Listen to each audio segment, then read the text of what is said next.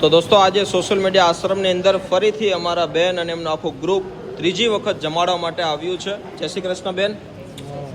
સોનલબેન છે અને આખો એમનો પરિવાર ગ્રુપ બધા લોકો સાથે મળીને સરસ મજાની આ ભોજન વ્યવસ્થા માટેનો સહકાર. અને ખાસ બીજી વાત સોનલબેન એ છે કે તમારા હાથની રસોઈ છે ને બધા પ્રભુજીને બહુ ભાવે. હા, શું કહેશો આજે આ ત્રીજી વખત આવીને? પણ બહુ મજા આવી ગઈ અમને તો. વાહ વાહ. ના, તમારો ભાવ અને બધા પ્રભુજી પ્રત્યેને પ્રેરણા તમને જે મળી છે એ ખૂબ મોટી વાત છે. માતાજી તમને ખૂબ સુખી રાખે અને ખૂબ આવા સેવાના કામ કરો. આજે કોઈ નિમિત્ત છે કે કાંઈ? હરખથી આવ્યા છો? અરે વાહ વાહ. શું નામ છે વડીલ? સુરેશભાઈ. સુરેશભાઈ, કેવું લાગ્યું તમને? બહુ આનંદ આવ્યો છે. વાહ વાહ. આપને માડી કઈ કેવું છે? બહુ સરસ.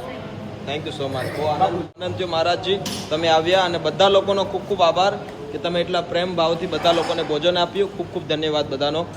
અને દોસ્તો આજે દરેક પ્રભુજીને સારું ભોજન મળ્યું છે. એનું મુખ્ય કારણ છે કે બધા લોકો પ્રેમથી અહીંયા બનાવ્યું છે અને બધા લોકો ભાવથી જમાડે છે. અને આ જ વિચાર સાથે આપણે કામ કરીએ છીએ કે દરેક પ્રભુજીને એક સારું ભોજન મળે અને જેવું અન્ન હશે એવું જ એની મનની મનોસ્થિતિ હશે.